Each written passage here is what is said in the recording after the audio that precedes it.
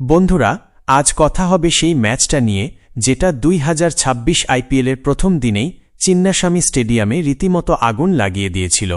আপনারা কি কখনো ভেবেছেন যে 200 রানের ওপর লক্ষ্যমাত্রা কোনো দল মাত্র 15 ওভারের মধ্যেই হাতের মুঠোয় নিয়ে আসতে পারে?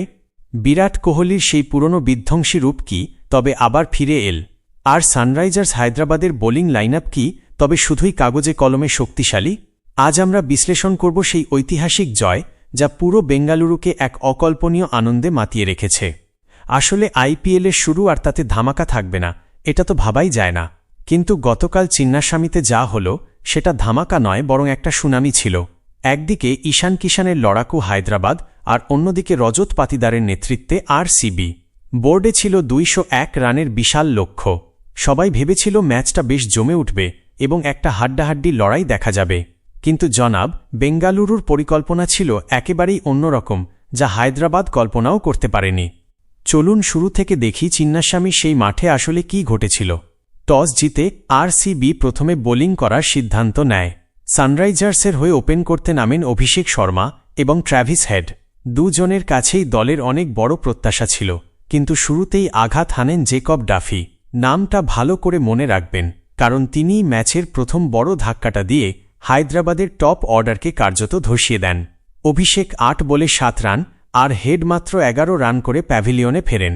এমনকি নীতিশ কুমার রেড্ডিকেও আউট করে ডাফি একাই হায়দ্রাবাদের মেরুদণ্ড ভেঙে দিয়েছিলেন।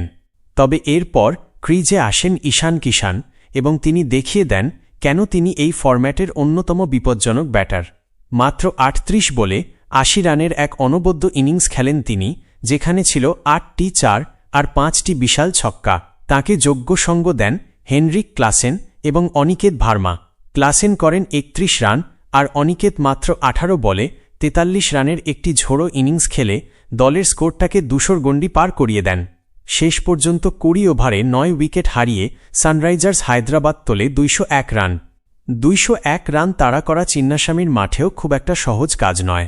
আরসিবির হয়ে জেকব ডাফি এবং রোমারিও শেফার্ড 3টি করে উইকেট নিলেও স্কোরবোর্ড দেখে মনে হচ্ছিল নিয়ন্ত্রণ হয়তো হায়দ্রাবাদের দিকেই আছে। এরপর শুরু হয় আরসিবির রান তাড়া করার পালা।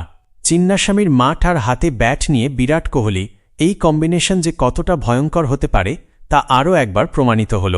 যদিও শুরুতেই একজন ওপেনার মাত্র 8 রান করে আউট হয়ে যাওয়ায় মনে হয়েছিল হায়দ্রাবাদ হয়তো ম্যাচে কামব্যাক করবে, কিন্তু সেই শুরুর ধাক্কা কাটিয়ে এরপর শুরু হয় আসল ঝড়। আরসিবির ব্যাটাররা এমন এক বিধ্বংসী মেজাজে ব্যাটিং শুরু করেন যে 200 রানের লক্ষ্যকেও মনে হচ্ছিল খুব সাধারণ কোনো স্কোর। সেই আক্রমণাত্মক ব্যাটিং আর নির্ভীক মানসিকতা দেখে গ্যালারির দর্শকরাও স্তম্ভিত হয়ে যান। সব মিলিয়ে বেঙ্গালুরু যেন আসরের শুরুতেই এই জয় দিয়ে টুর্নামেন্টের বাকি দলগুলোকে কড়া বার্তা দিয়ে রাখল যে এই বছরটা হয়তো তাদেরই হতে চলেছে। এরপর যা ঘটল সেটাই ম্যাচের আসল টার্নিং পয়েন্ট। বিরাট কোহলি এবং দেবদত্ত পাদিক্কাল এই দুজন মিলে সানরাইজার্স হায়দ্রাবাদের বোলারদের এমনভাবে মারধর শুরু করলেন যে ঈশান কিষানের সমস্ত পরিকল্পনাই একেবারে ভেস্তে গেল। বিরাট কোহলি খেললেন 69 রানের অপরাজিত ইনিংস মাত্র 38 বলে, সঙ্গে ছিল 5টি 4 আর 5টি ছক্কা।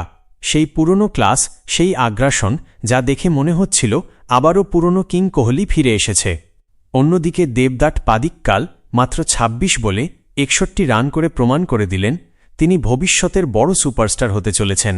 এরপর 4 নম্বরে নেমে অধিনায়ক রজত পাতিদার মাত্র 12 বলে 31 রান ঠুকে দেন। 258.33-এর দুর্দান্ত স্ট্রাইক রেটে ব্যাট করে তিনি প্রতিপক্ষকে পুরোপুরি ব্যাকফুটে ঠেলে দেন।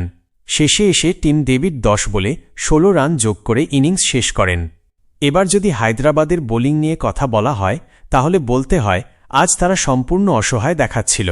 বেঙ্গালুরু 203 রান তুলে ফেলে মাত্র 15.4 ওভারে, অর্থাৎ এখনও 4 ওভারেরও বেশি খেলা বাকি ছিল। প্রতি ওভারে 13 রান, এটা কোনো মজা নয়। এশান মালিঙ্গার 2 ওভারে 35 রান পড়ে আর হার্ষল প্যাটেলের 2.4 ওভারে 39 রান। যখন আপনার প্রধান বোলাররাই 14-17 ইকোনমিতে রান দেবেন তখন জয়ের আশা করা সত্যিই কঠিন। অন্যদিকে রয়্যাল চ্যালেঞ্জার্স ব্যাঙ্গালোরের জন্য জেকব ডাফি শুরুতেই 3টি উইকেট নিয়ে ম্যাচের গতি ঠিক করে দিয়েছিলেন। তাই সবকিছু মিলিয়ে বলা যায় ইন্ডিয়ান প্রিমিয়ার লিগ 2026-এর শুরুটা বেঙ্গালুরুর জন্য স্বপ্নের মতো। বিরাটের ফর্ম, পদিক্কলের সাপোর্ট আর বোলারদের নিয়ন্ত্রণ সবকিছুই একসাথে ক্লিক করেছে। যদি আরসিবি এভাবেই খেলতে থাকে তাহলে কি এবার সেই বহু প্রতীক্ষিত ইশালা কাপ নমদে স্বপ্নটা সত্যি হবে? আর সানরাইজার্স হায়দ্রাবাদের জন্য এটা একটা বড় সতর্কবার্তা। ব্যাটিং মোটামুটি ঠিক থাকলেও বোলিংয়ে সেই ধার একেবারেই দেখা যায়নি। ঈশান কিষান কি তার দলকে আবার ঘুরে দাঁড় করাতে পারবেন, নাকি এই হার তাদের টুর্নামেন্টে অনেকটা পিছিয়ে দেবে? আপনার কি মনে হয়? বিরাট কোহলি কি এই সিজনে অরেঞ্জ ক্যাপ জিততে পারবেন? আর হায়দ্রাবাদের এই বড় হারের আসল কারণটা কি? অবশ্যই কমেন্টে আপনার মতামত জানান। ভিডিওটি ভালো লাগলে লাইক করুন, শেয়ার করুন এবং আমাদের চ্যানেল সাবস্ক্রাইব করতে ভুলবেন না। আবার দেখা হবে পরের ভিডিওতে। ততক্ষণ পর্যন্ত জয় হিন্দ, বন্দে মাতরম।